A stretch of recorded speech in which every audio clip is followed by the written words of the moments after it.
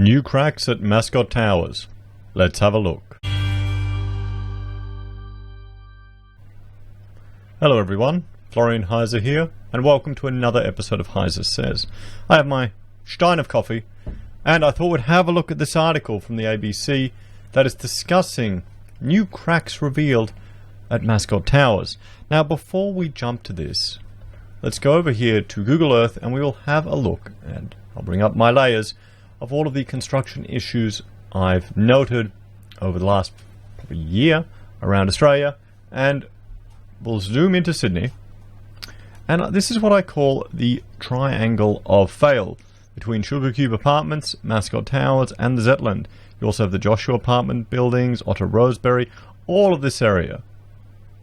This is all industrial land, contaminated land. It's actually all flowing down to Botany Bay. You can't actually drink groundwater from here.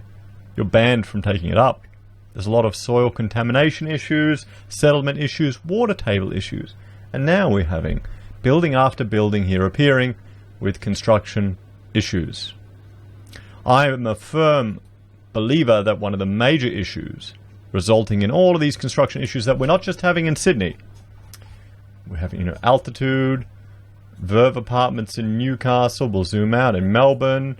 I haven't got any in the Gold Coast, but I know there's some there, over in Western Australia as well, and in Brisbane.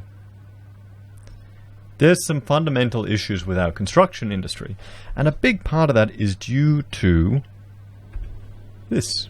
This little chart is just showing, just as a sign, foreign investment in construction. Between 2014 to 16, the medium-density residential sector overheated significantly. There's a lot of foreign investment coming in. As an architect, I remember talking to clients who had potential projects and they were entirely funded by Chinese investors.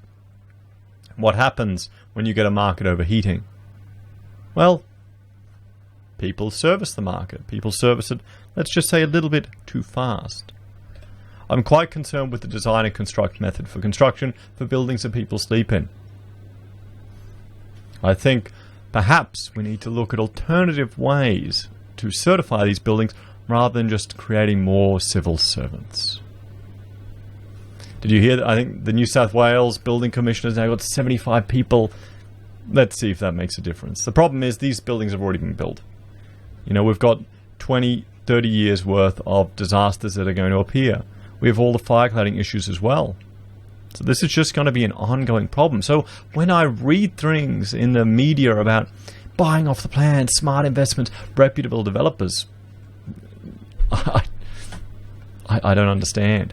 Maybe it's because I'm too involved in the game. I've seen how people can cut corners. I've had it happen to me. And if you haven't watched it, have a look at my video about design and construct. I will link to it up above here if you're not familiar with the methodology. Because as an architect, traditionally you or the certifier are the traditional police. But the problem is if everyone's working under the building, that creates a conflict of interest. So if you speak out or if you're critical, you could lose work.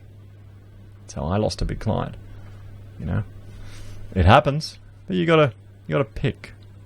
Because some people will just say, oh, don't worry, just let it slide, no one will know. And now look at what we're seeing happening. So let's have a look at this article. New cracks at Mascot Towers could lead to falling bricks, a confidential memo reveals. That's very dangerous. Elements falling at height, well, that can kill people. Exclusion zones have been set up around troubled Mascot Towers apartment building in Sydney after new cracks were discovered in a brick facade. Engineers engaged by the building's owners corporation discovered the cracks yesterday and assessed there was a small chance of the bricks falling. A confidential memo obtained by the ABC was sent by the engineers to the building owners last night explaining what was found. The memo said there was a potential absence of cavity ties. Oh, shoot. Used to anchor bricks to a structure, which meant the risk of dislodgement cannot be excluded.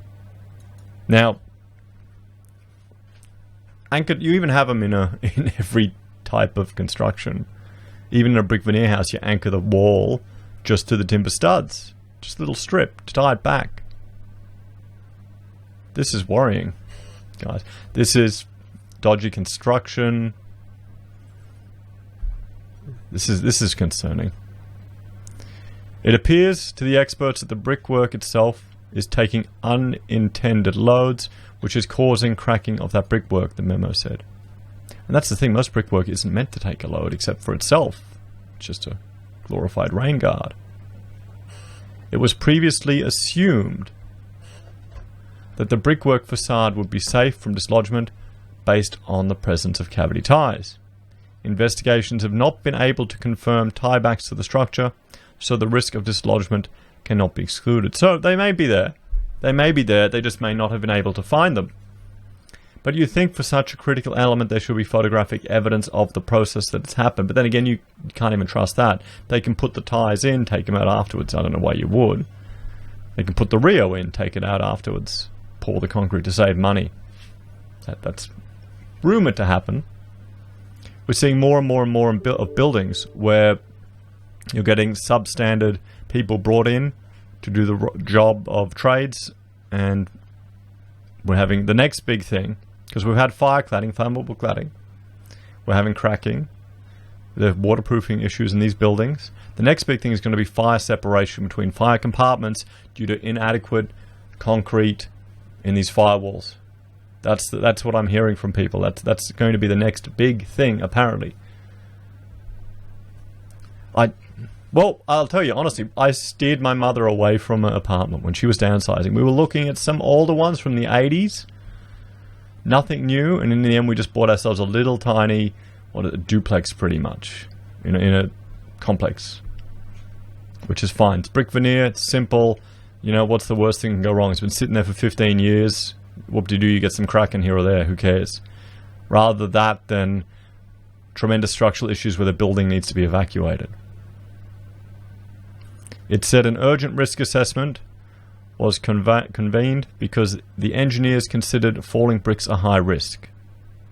The owners' corporation notified SafeWorks New South Wales, the New South Wales Building Commissioner, Fire and Rescue New South Wales, and Bayside Council last night.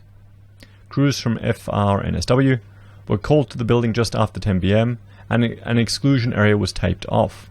Security guards was stationed at the building overnight, and a spokesman from FRNSW said more substantial hoarding would be put up today.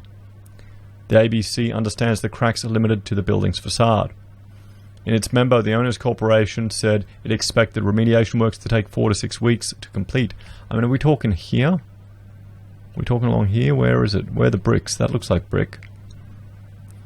That's not going to be an easy repair. That's going to be an expensive repair getting up there with either scaffolding, or you're going to need to protect for fall underneath, or you're going to do it up on a scissor lift. What do you be doing brickwork in that up there? It's not the first time cracks have been reported at the building. Well, no, it hasn't. I've got a lot of videos on Mascot Towers. Residents were forced to evacuate last June when substantial cracks were discovered in the building's primary support structure. The repair cost was estimated to be at least $10 million. In October, residents were advised those cracks had widened and new cracking had developed, which required urgent remediation to avoid a structural failure. The New South Wales Building Commissioner, David Chandler, said he wasn't alarmed by the new cracks and did not suspect there was anything too calamitous than we already knew about it. Well, yeah, it's not... There's much more significant issues to this building than this cracking. There's much more significant issues. This is a rather minor defect that's going to be a pain in the ass and cost a lot of money. If it's found that ties weren't put in, they should sue the builder. Sue the subby. Or seek your own independent legal advice. I'm told by independent experts that the building has reacted very well to the stabilization of the slope of the basement, so they're not reporting anything of concern to me, he said. So at least we're ending on some good news. At least we're ending on some good news. This is facade cracking. This can be addressed. It normally wouldn't make the headlines, wouldn't get in the paper if it weren't for all the other issues surrounding this building and just the tremendous lack of confidence people have in the multi-residential sector at the moment. But it just tells you. Tells you where the quality is, guys. What do you think? Would you be buying in any multi-res apartments? Would you be advising any of your friends? Do you have any investments in multi-res? Are you trying to exit that sector? Let me know your thoughts and opinions on the comments below. If you're a brickie, would you be putting the ties in, or would you? How much does it cost? How much would you save not putting them in? Let us know in the comments below. Thank you to everyone who's watched. Take care. Please share, like, and subscribe to the channel. If you're a fan and want to help us, there's a little bit extra. We have a Patreon where you can support us with a monthly donation. You can also join here on YouTube and get access to emojis and badges. We have referral links for Independent Reserve, Amazon, and eBay for your crypto trading and consumer purchases. If you're going to do it, it helps chuck a few cents our way every time, and I really appreciate it. It doesn't cost you anything. We have merchandise at the HeiseSays website, pocket squares, and finally PayPal if you want to help support us that way. Thanks everyone, have a great day, and I will see you all in the next video. Bye for now.